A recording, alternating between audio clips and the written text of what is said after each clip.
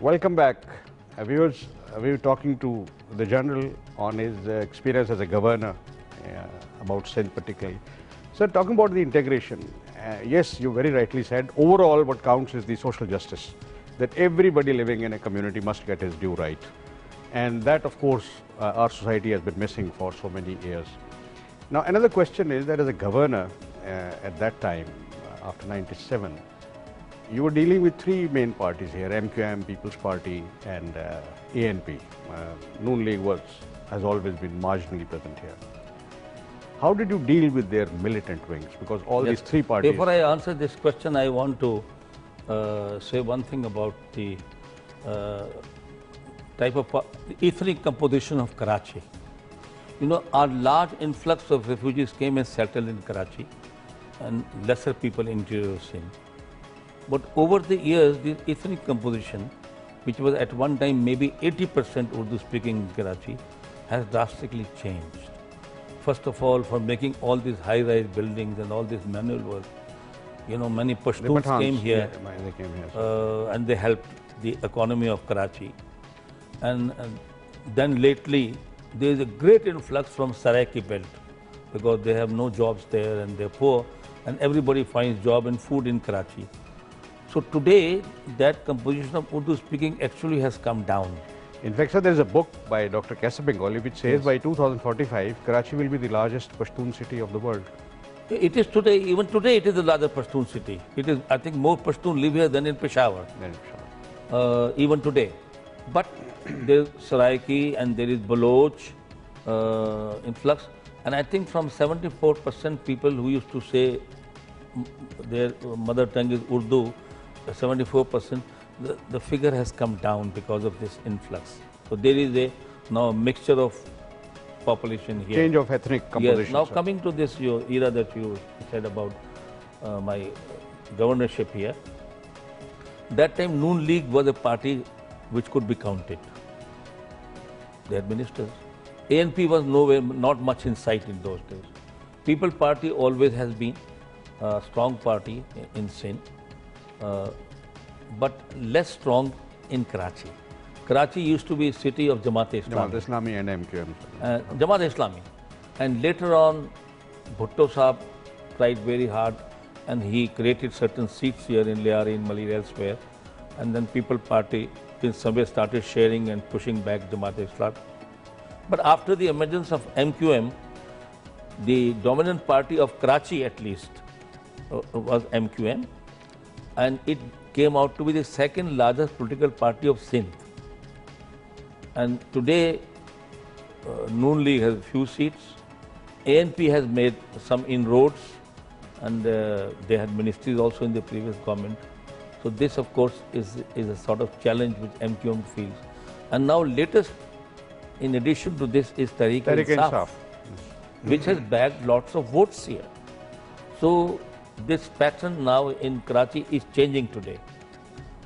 But Karachi, the problem of law and order always has been there. There are people, you know, who have got nationalist thinking. They think Sindhi is for Sindhis, and I mean, sometimes they don't want to give a fair deal even to those Urdu speaking. They don't want influx of many other people from other parts in Sindh, and they keep agitating against that.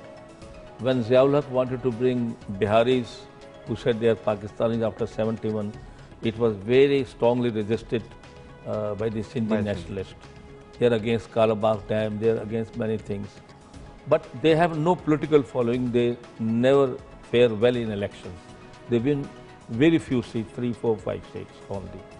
So in spite of all this, they have the street power, they come to Karachi to agitate also. So in those days, the problem was not so complex because there was no bombings, there were no suicide bombings, there was no Taliban factor. And mostly it was sectarian type of problem here. But sir, that was after the 92 operation by General Nasirullah Babar, that MQM was projected as a militant party. Then the reaction later on also I mean, most of Yes, the people, yes. you know. I mean, this is a perception that MQM and many other parties have militant wing in their parties. And I am not saying this. It is the judiciary which is saying this. After having investigated, after having listened Chaudhary Iftikhar Sahab, the Supreme Court, Chief Justice coming in and having several sittings, he said all the militant wings of the political parties should be disbanded or should be done away with. Sure. So it is an open secret that at least 3 political parties have militant wings, and they don't mind using those weapons apart from the ballot paper to settle scores. And add to this the new factor of Lyari Aman Committee, which is also now wants its share of bhatta and its share of political power, and add to this money criminals and other mafias operating in Karachi who want their share of money and bhatta. So all this together has made the situation very complex today. A brief comment on your functioning as a rep of federal government here, between the political party in Islamabad and the provincial government here. Yes. Was it smooth? Was it full of resistance? By and large, it was okay. A constitutional governor has got a very limited role. He's supposed to be chancellor of all the universities, and he's, chairman of all the boards, the higher secondary and secondary boards, which were 5 in number in Karachi. And then he's supposed to look after the Red Crescent and the Scout movement and things like that. So and actually, there is not much work for him. So a governor has to create some work for himself, and that work is to bring some comfort amongst people and to bring, factions together, and through his moral, use of his moral strength. But, after the sad murder of Hakim Saeed, Nawaz Sharif imposed governor's rule. Yes.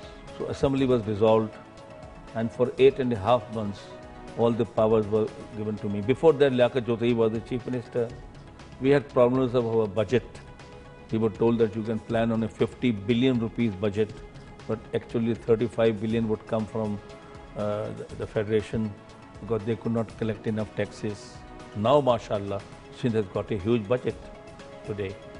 And secondly, at that time, because there was no 18th amendment, yes, sir. At that time, federation used to give a IG and give a chief secretary. It had more say.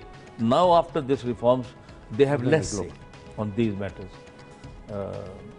So there were problems. Nawaz Sharif carried out certain reforms. He did away with the octroi post and he introduced sale tax. And but at that time, of course, we were shortage of funds. But when the governor rule was imposed, our task was to bring law and order to the province of Sindh, which we tried hard. And I think to some extent, we achieved our goal without launching an operation, without using force. And my modus operandi was to do justice. First of all, the first thing that I undertook, and I took pains to do it, is to find the best possible officers available in civil service and in police and elsewhere. And I put them in the districts as DCs, as SPs, as commissioners, as DIGs. I did my very best to find these very fine officers who had good reputation. And I said, go and serve the people of God. Acts of omission will be forgiven work. Forgiven, act of commission. Acts of commission, I said, I'll be monitoring. And like that, the law and order situation started improving. Of course, if there was requirement sometime that somebody was not behaving, we used police and sometimes rangers, but in very few cases. So my experience, it is no much philosophy involved. What is good governance? Good governance is putting the right people at the right place. And you have done your job. For example, if we feel there are 1,000 institutions in Pakistan, there is one WAPDA, there is one steel mill, there is one PIA, there is one, things like that. I think OGDC, state life insurance. When you make such a list, I think after 300-400 the list will be exhausted. State Bank ek hai. Can't we find in this, 19 crores of people here, can't we find this 500 good people? But please see the performance of most of the governments of Pakistan. And in the previous government, they used to find the worst possible man who would destroy an institution within a few weeks and few months. Financially, administratively, yes. managerially, every point of view. What steel mill was a profitable concern. PA was not so bad. And many others such. So this is a sad story. And every time the Chief Justice had to intervene that this man is not qualified, please remove him, like OGDC. He did not agree with Prime Minister Gilani. So the art of governance lies only in merit and in meritocracy, accountability, giving powers to the lower people, and let them, allow them to work. And I repeat, no political interference. And let me tell you, in Sindh, it is an appalling situation because I work at grassroots level in education for last 17 years. Most of the teachers appointed in Sindh Education Department have purchased their post. Their certificates and their degrees are not, they may be fake. Sir, we'll continue. What do you with expect this from such teachers? So we'll continue after a short break. Viewers, please stay with us. We'll be back shortly.